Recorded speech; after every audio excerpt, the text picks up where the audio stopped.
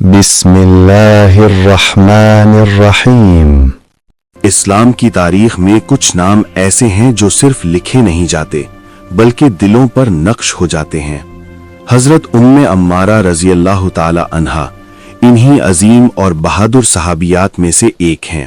وہ صرف ایک صحابیہ نہیں بلکہ ایمان، صبر اور شجاعت کی زندہ مثال تھیں۔ غزوہ احد کے میدان میں ان کا کردار آج بھی انسان کو حیران کر دیتا ہے۔ آج کی اس ڈاکیومنٹری میں ہم حضرت ام عمارہ رضی اللہ تعالی عنہا کی زندگی، قربانی اور بے مثال ہمت کو قریب سے جانیں گے۔ حضرت ام عمارہ رضی اللہ عنہا رسول اللہ صلی اللہ علیہ وسلم کی ایک نڈر صحابیہ۔ حضرت عمر فاروق رضی اللہ عنہ کے دور میں ایک مرتبہ مال غنیمت میں بہت قیمتی کپڑے آئے جن پر بہت عمدہ کام کیا گیا تھا۔ ان میں ایک چادر انتہائی خوبصورت تھی۔ جب یہ قیمتی کپڑے آپ کی خدمت میں لائے گئے، آپ نے اس خوبصورت چادر کو اٹھایا جو سب کپڑوں میں نمایاں تھی۔ حضرت عمر فاروق رضی اللہ عنہ کے قریب لوگوں نے آپ کو مشورہ دیا کہ یہ چادر اپنے بیٹے عبداللہ کی بیوی صفیہ بنت ابی عبید کو دے دیں۔ حضرت عمر فاروق رضی اللہ عنہ کچھ دیر سوچتے رہے، پھر فرمایا، میں یہ چادر ان خاتون کو دوں گا جو میری بہو صفیہ بنت ابی عبید سے زیادہ حقدار ہیں، یعنی ام عمارہ نسیبہ بنت قعب، کیونکہ میں نے غزوہ احد کے بعد رسول اللہ صلی اللہ علیہ وسلم یہ پریوتم کو یہ فرماتے سنا ہے۔ میں نے جنگ میں جب بھی اپنے دائیں بائیں دیکھا، نسیبہ بنت قعب کو میرا دفاع کرتے ہوئے پایا۔ وہ میری جان بچانے کے لیے لڑ رہی تھیں۔ امیر المومنین حضرت عمر فاروق رضی اللہ عنہ نے وہ چادر ام عمارہ نسیبہ بنت قعب رضی اللہ عنہا کو بھجوا دی۔ حضرت نسیبہ بنت قعب وہ عظیم صحابیہ ہیں جو اسلام کے ابتدائی زمانے میں مسلمان ہوئیں۔ اس وقت اسلام کا نام لینا مصیبتوں کو دعوت دینے کے برابر تھا اور کفار مسلمانوں کو سخت تکلیفیں دے رہے تھے۔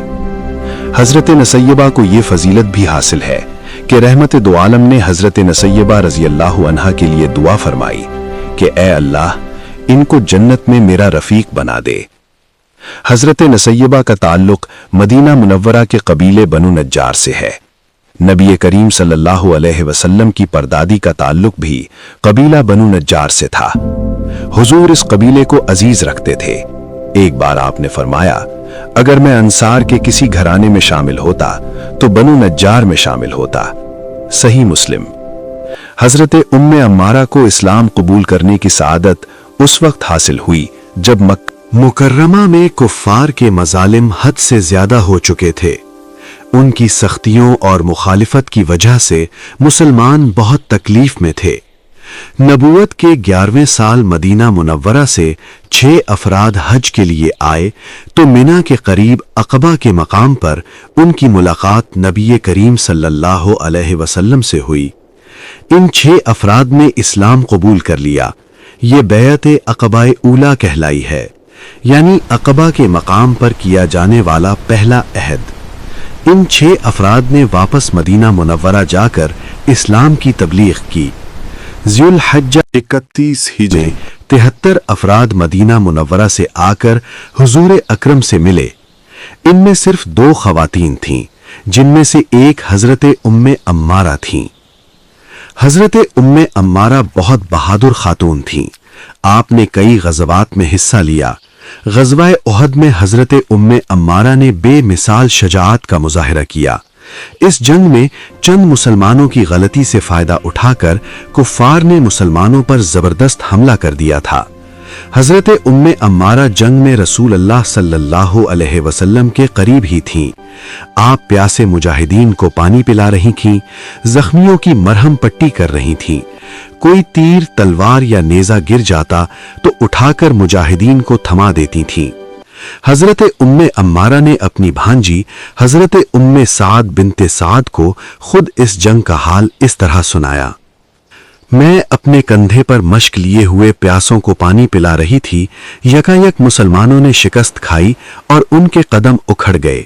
کفار نے چاروں طرف سے سخت حملہ کیا۔ मैंने उसी वक्त मश्क फेंकी और एक तलवार उठाकर हजरत सल्लल्लाहु अलैहि वसल्लम की हिफाजत के लिए खड़ी हो गई थी। मेरे पास ढाल न थी। किसी पलट कर जाने वाले की तरफ हजरत सल्लल्लाहु अलैहि वसल्लम ने इशारा किया। वो अपनी ढाल फेंकता गया। मैं दुश्मनों के तीरों और तलवारों को उसी ढाल पर रोकने लगी। मुसीबत ये थी कि हम पैदल थे और गनीम सवारियों पर। अगर वो भी हमारी तरह पैदल होते तो हम आसानी से उनसे भकट लेते। सवार अपनी पूरी कुव्वत से हमारे ऊपर हमले करते। उनका रोकना बहुत दुश्वार था। मैंने ये तरकीब निकाली कि जब कोई सवार वार करता तो उसको रोक लेती और जो ही वो आगे बढ़ता पीछे से एक ऐसा वार करती कि उसके घोड़े का पांव कट जाता और मां सवार के गिर पड़ता।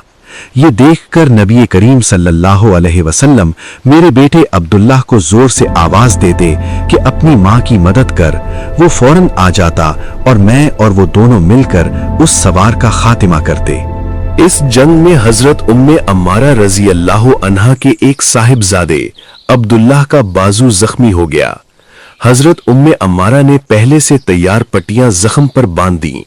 फिर उन्होंने बेटे से कहा, उठो मेरे बेटे, जंग में शरीक होकर मुशरिकीन पर वार करो। नबी करीम सल्लल्लाहु अलैहि वसल्लम ये सुनकर बहुत खुश हुए और फरमाया, ए उम्मे अम्मारा, तुम जैसी हिम्मत और ताकत कौन रखता है। हजरत उम्मे अम्मारा फरमाती हैं कि रसूलुल्लाह सल्लल्लाहु अलैहि वसल्लम ने मुझे बताया कि मेरे बेटे को किस मुशरिक ने जख्मी किया था। मैंने बढ़कर उसकी पिंडली पर जोर से वार किया। वो जमीन पर गिर पड़ा। मैंने अपने बेटे के साथ मिलकर उस मुशरिक का खात्मा कर दिया। हुजूर सल्लल्लाहु अलैहि वसल्लम ने फरमाया, ए नुसैया, तुमने अपने बेटे का बदला ले लिया। हजरत उम्मे अम्मारा ने ग़ज़वे उहद में 12 कुफ्फार को जख्मी किया और खुद उन्हें इस जंग में 13 जख्म आए। कंधे के जख्म का इलाज साल भर जारी रहा। हजरत उम्मे अम्मारा ने ग़ज़वे खंदक में भी शिरकत फरमाई। आप इस जंग में दुश्मनों पर कड़ी नजर रखती थीं और मुसलमानों को खाने पीने का सामान पहुंचाने का इंतजाम करती थीं। हजरत उम्मे अम्मारा रजी अल्लाह अन्हा सुलह हुदैबिया के मौके पर भी मौजूद थीं, जब हुजूर ने एक दरख्त के नीचे तमाम सहाबा से बैत ली जो बैत रिजवान कहलाती है, तो उन सहाबा में हजरत अम्मारा भी शामिल थीं।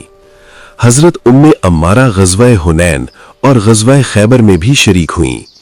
आपने दुश्मनों की साजिशों पर निगाह रखी, मुजाहिदीन को खाने पीने की अशिया फराहम की और जख्मियों को तिब्बी इमदाद दी। हजरत उम्मे अम्मारा रजी अल्लाह अन्हा ने फतह मक्का का यादगार दिन भी देखा। रसूलुल्लाह सल्लल्लाहु अलैहि वसल्लम की हयात तय्यबा के आखिरी दिनों में एक शख्स ने नबी होने का झूठा दावा किया। उसका नाम मसैलिमा था। उसको मसैलिमा कज़्ज़ाब कहा जाने लगा। उसने एक बड़ी फौज भी तैयार कर ली। उसको समझाने और दीन की दावत देने के लिए जिन सहाबी का इंतखाब किया गया वो थे हजरत उम्मे अम्मारा के साहिबजादे हजरत हबीब बिन जैद रजी अल्लाह अन्हो।